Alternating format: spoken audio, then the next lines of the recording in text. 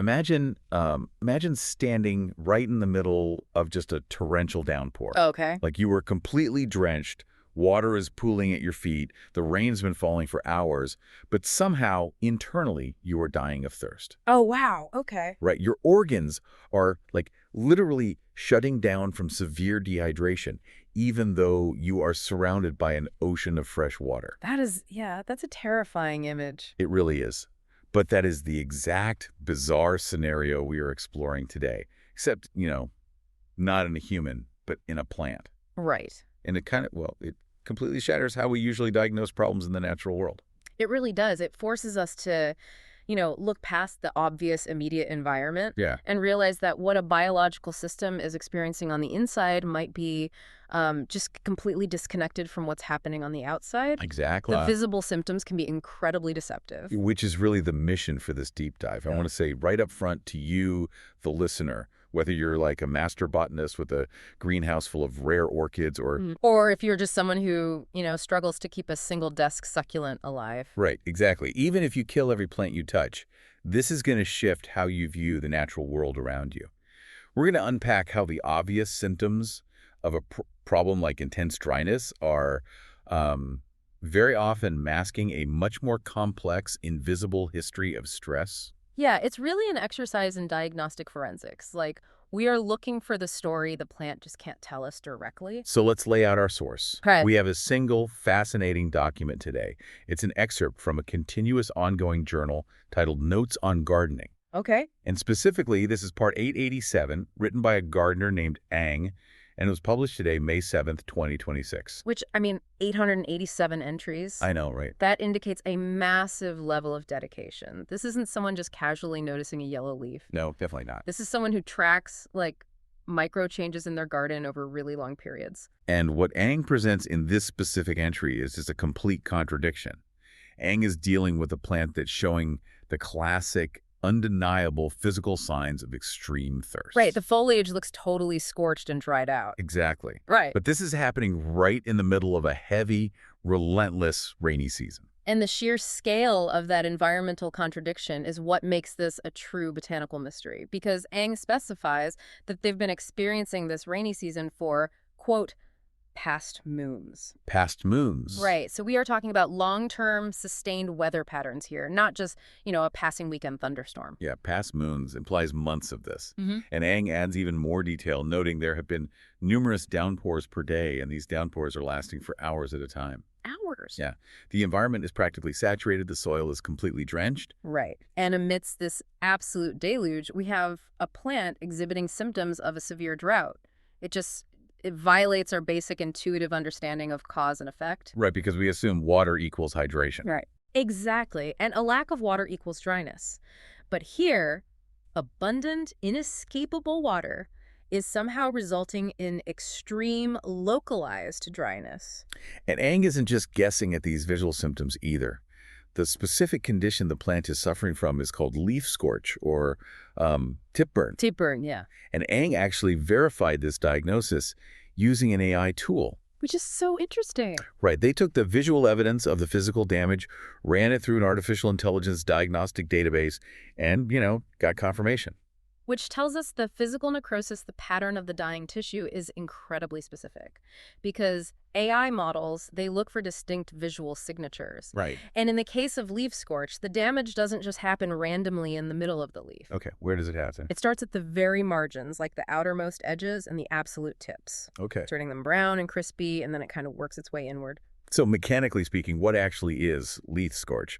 According to the biology of Ang's diagnosis, it's a catastrophic failure of the plant's internal transport network. Yes. The vascular system simply cannot get water to those outermost edges. To really understand this, we have to look at the anatomy a bit.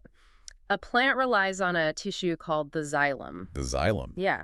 And you can think of the xylem as like millions of microscopic straws running from the tips of the roots all the way up the stem and out into every single leaf. But the plant doesn't have a heart to pump this water, right? No heart. So how does it defy gravity and push water all the way out to the very edges of a leaf? It relies on a process called transpiration pull. It's essentially a vacuum system powered by evaporation. Okay, a vacuum. Yeah. So on the underside of the leaves, there are these tiny pores called stomata. Stomata, right. And when those pores open to take in carbon dioxide for photosynthesis, water naturally evaporates out into the air. So it's basically like the plant is sweating. Essentially, yes. Yeah. And because water molecules are highly cohesive, meaning they really like to stick together. They're like surface tension. Exactly. So when one water molecule evaporates out of the leaf pore, it physically pulls the next molecule up behind it, Mm-hmm. which pulls the next one, and the next one, all the way down the xylem stream down to the roots. It's an unbroken chain of water held together by this microscopic tension. Okay, I want to use an analogy here just to make this massive vascular network a bit more relatable. Sure. Imagine, like, a city's water infrastructure. You've got the central reservoir, which is the root system. Yep. You've got the massive main pipes running downtown, which is the stem. Right.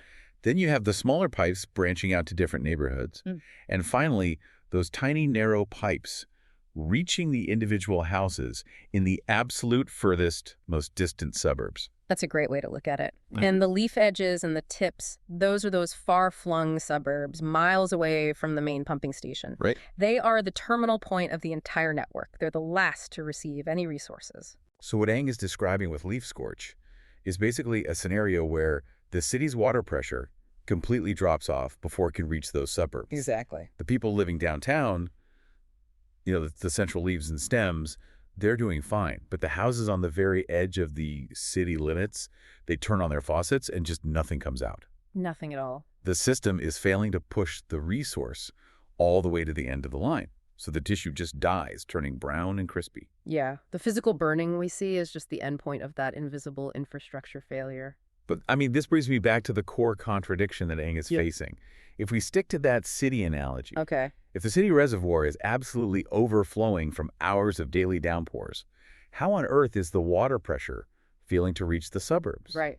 Like, if the roots are drowning in a saturated environment, how can the system fail to deliver that abundant resource? That is the exact paradox forcing Ang to play detective here. Because if the sheer volume of water in the environment is clearly not the limiting factor, then something else entirely is sabotaging the vascular system. Wow.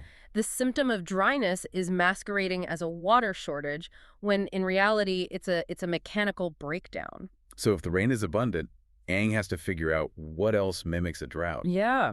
And reading through the journal, you can really see this systematic process of elimination. Ang starts hunting for the usual botanical suspects that cause vascular failure. Right, and the first logical place to look is the surrounding atmosphere. So Ang investigates low humidity as a potential cause. Okay, let's unpack that. How can air cause a plant to dry out even if the ground is completely wet? Well, going back to those microscopic pores, the stomata, when the air surrounding the plant is bone dry, the atmospheric demand for moisture is huge. It acts like a sponge. Okay. So as soon as the plant opens its pores to breathe, that dry air violently rips the moisture right out of the leaf. So the evaporation just happens way too fast. Exactly. The transpiration pool goes into overdrive. The leaves are losing water to the dry air faster than the roots can actually absorb it from the soil, even if the soil is damp. Oh, wow. So the internal water column gets stretched too thin, the pressure drops, and those outermost suburbs, the leaf tips, they're the first to be sacrificed. They just get drained dry. Okay, that makes sense. But Ang looks at the local environment and immediately crosses low humidity off the suspect list. Yep. Ang explicitly writes, "Not likely as we're in the climate that is high in humidity, especially during a rainy season that has lasted for moons. Right. The air is naturally saturated. The atmosphere is like thick and heavy." So the air isn't acting like a sponge in this environment. It's practically a wet blanket. Yeah, exactly. The atmospheric demand for moisture is incredibly low, so the air is definitely not stealing the water faster than the plant can pump it. So suspect number 1 is officially cleared, which leaves Ang searching for another reason the internal plumbing would just refuse to function. Enter suspect number 2, water quality and chemical accumulation. Now this is a very insidious, invisible kind of threat. Oh, really? Yeah. Ang notes that plants can be highly sensitive to specific elements that accumulate in their tissues over time. The journal specifically flags culprits like fluoride, chlorine, or salt buildup stemming from standard municipal tap water. Okay, wait.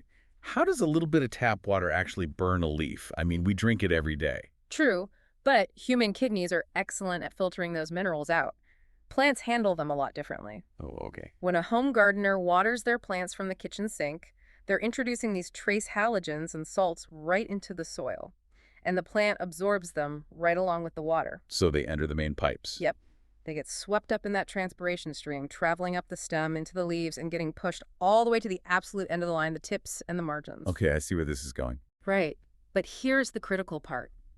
When the water evaporates out of the leaf pores, those heavy minerals do not evaporate with it. They're left behind. So they just sit there in the suburbs. They accumulate. Every single time the plant is watered with tap water, a few more microscopic salt crystals are deposited at the edge of the leaf. Oh, man. And over time, this concentration alters the osmotic pressure of the cells. The environment inside the leaf tip becomes so salty and toxic that it actually draws moisture out of the surrounding healthy cells. Oh. Yeah, chemically burning the tissue from the inside out. Wait, hold on. Let me look at Eng's notes about the environment again, because we have these massive hours-long daily downpours. Right. The plant is outside, experiencing the natural elements for past moons. If this plant is getting absolutely battered by pure, untreated rainwater every single day, Yeah. wouldn't that just wash any tap water chemicals right out of the soil? Yeah. I mean, it feels like we're blaming a drop of chlorine in the middle of a monsoon here. Usually, yes, and that is a crucial distinction to make.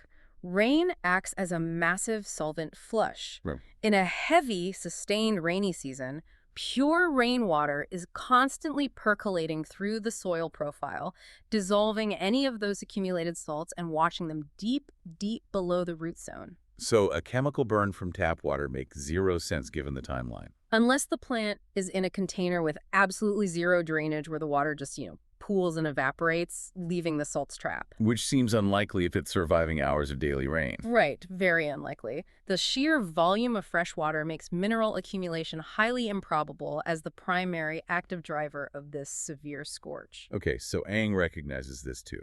The climate rules out dry air. The torrential rain effectively rules out an acute municipal chemical burn. Yep. So what invisible force is actually destroying the vascular system the plant is just drowning in rainwater? Well, this brings us to Eng's final deduction, the true culprit.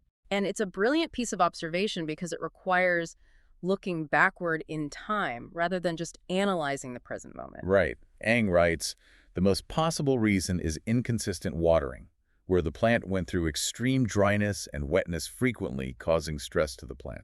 So it's not about the amount of water present today. It is entirely about the delivery method over time, the whiplash. The shock of extremes. Exactly. Eng is diagnosing a profound systemic shock. The plant's vascular system hasn't failed because it lacks water right now. It's failed because the biological infrastructure was essentially blown out by a violent pendulum swing between two absolute extremes. Bone dry, then completely flooded over and over. Yes. Think about how the human body reacts to severe deprivation. Like, if you wander through a scorching desert for 3 days, totally dehydrated, your body goes into survival mode, right? Yeah, absolutely. Your blood vessels constrict. Your system shut down just to hoard whatever moisture's left. The physical architecture of your body physically changes to adapt to the lack of resources. Right. Now, if you are rescued after those 3 days, you don't cure yourself by instantly chugging 2 gallons of water in 5 minutes. No, that would be terrible. Right. If you flood a constricted, traumatized system with massive amounts of sudden volume, you don't heal. You go into violent physical shock. Your body rejects it. The sudden influx is traumatic. And the plant is experiencing the exact botanical equivalent of that trauma. Wow. To survive the extreme dryness Eng mentions, the plant had to play defense.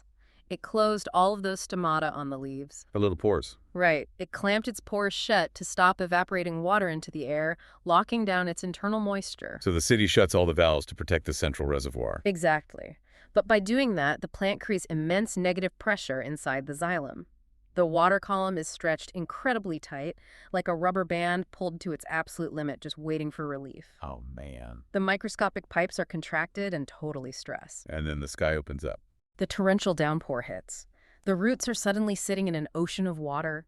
They begin rapidly absorbing it, pushing massive amounts of moisture up into that tightly contracted, highly pressurized vascular system.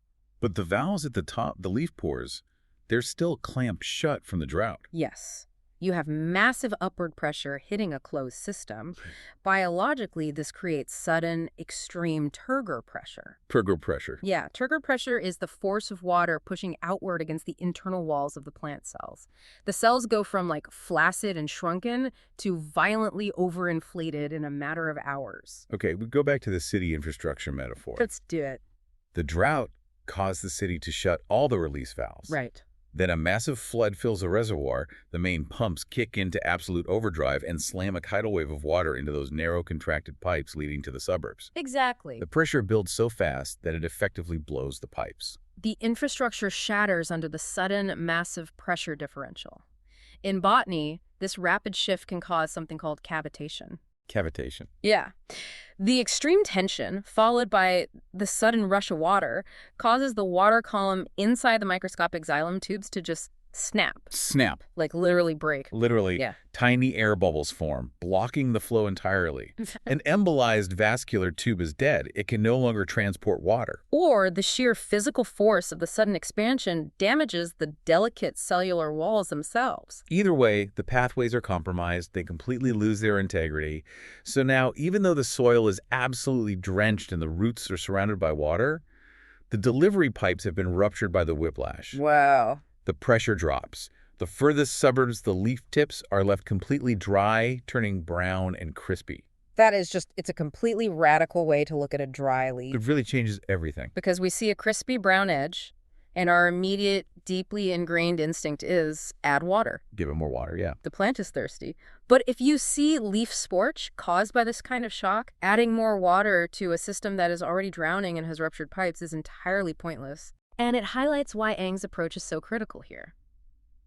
The damage we see today, the scorched leaf, is a physical scar left behind by historical stress. Right. You can't look at a plant during a downpour on a Tuesday and visually see that its internal plumbing was shattered by a drought the previous Friday. No, of course not. The vascular system fails in total silence. You only see the result weeks later when the tissue finally dies of dehydration. I really want you, the listener, to think about how this dynamic applies beyond just a single gardening journal from 2026. Yeah.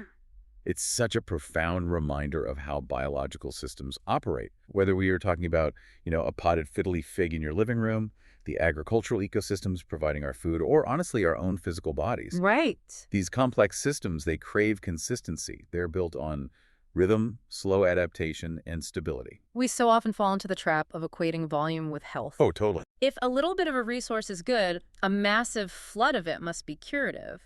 But biology doesn't work like a bank account where you can just make massive sudden deposits to fix a deficit. The whiplash between nothing and everything is inherently destructive. It's the inconsistency itself that acts as the primary stressor. The invisible friction of the roller coaster. So let's pull back and look at the journey we just took through Eng's notes. Okay. We started with an incredibly jarring visual. A plant sitting outside in a garden, experiencing a heavy rainy season with hours of daily downpours for months, yet exhibiting the classic symptoms of severe drought. A total paradox that demanded we look deeper than the immediate environment. Exactly. We look at the physical diagnosis of leaf scorch, verified by the specific necrotic patterns recognized by AI. Yep. We broke down the mechanics of the plant's vascular system, the xylem, and the transpiration pole that acts like a city's water infrastructure. Right. We followed Eng's deductive reasoning, ruling out the sponge-like effect of low humidity because the rainy season air was already saturated. And we examined the insidious nature of tap water minerals chemically burning the leaf tips. But we ruled it out. Ruled it out as the primary cause because the sheer volume of hours-long natural rain would act as a massive solvent flush. Which brought us face to face with the invisible culprit. The shock of extremes. A whiplash. The violent whiplash of inconsistent watering shifting from bone dry, causing the internal pathways to lock down and constrict, to an overwhelming flood that ruptured the system with sudden massive pressure. Yeah. The plant isn't thirsty. Its internal plumbing has simply been blown out by the stress of the cycle. It's really a masterclass in forensic botany from Eng. It is. But I want to leave you with one final provocative thought to mull over before we go. Oh, okay. It builds on a very specific, almost throwaway detail from the very beginning of Eng's journal entry. The AI tool. Yes. Eng noted that they used AI to verify the visual symptoms. They looked at the scorched, dead leaf, fed that image to an AI model, and the AI confirmed the vascular failure. Right, using a vast database to recognize the visual signature of the aftermath. Exactly, the aftermath. The timeline of that AI diagnosis relies entirely on physical destruction. Okay, I see what you're saying. The AI is identifying the problem after the plant has already gone through the drought, after the flood has hit, after the internal pipes have cavitated and ruptured, and after the leaf tissue has visibly died and turned brown. Yeah. The crispy leaf is the end of the story. The damage is completely irreversible at that point. It's inherently reactive observation. Right. So here is the question. If everyday home gardeners in 2026 are already seamlessly using AI to diagnose these complex physiological breakdowns after the fact, how soon will our environments be equipped with the tools to see the invisible stress before it breaks the system? Oh, wow. Shifting the paradigm from reactive postmortems to proactive, real-time prediction. Exactly. Imagine integrating cheap, ubiquitous soil sensors that talk directly to those same AI models. Okay. An AI that doesn't just passively wait for you to upload a picture of a burnt leaf, but actively tracks the environment. That would be incredible. It monitors the moisture dropping during a dry spell, cross-references it with upcoming weather forecasts of heavy rain, and literally calculates the mounting tension inside the plant xylem. So it could model the exact wet-tree stress cycle as it happens in real time? Yes, it could warn you, like on your phone. Huh. The variance between the soil moisture today and the incoming downpour tomorrow is approaching a critical physiological threshold. Right. The plant's stomata are locked down. Vascular rupture is imminent unless you manually intervene and slowly hydrate the soil to equalize the pressure before the storm hits. That takes the invisible, silent history of the organism and makes the impending shock completely visible. It changes how we interact with the living world. It's something to seriously think about the next time you look out your window or check on that struggling houseplant. Absolutely. Thank you so much for joining us on this deep dive. We love taking these single, solitary documents, these detailed notes from everyday observers like Ang, and unpacking the massive biological dramas hidden inside them. It's the best part. So the next time you see a symptom that doesn't quite make sense, remember the ruptured pipes. Sometimes the problem isn't a lack of resources, it's the invisible trauma of how those resources were delivered. Yep. Keep questioning what you see. We'll catch you on the next deep dive.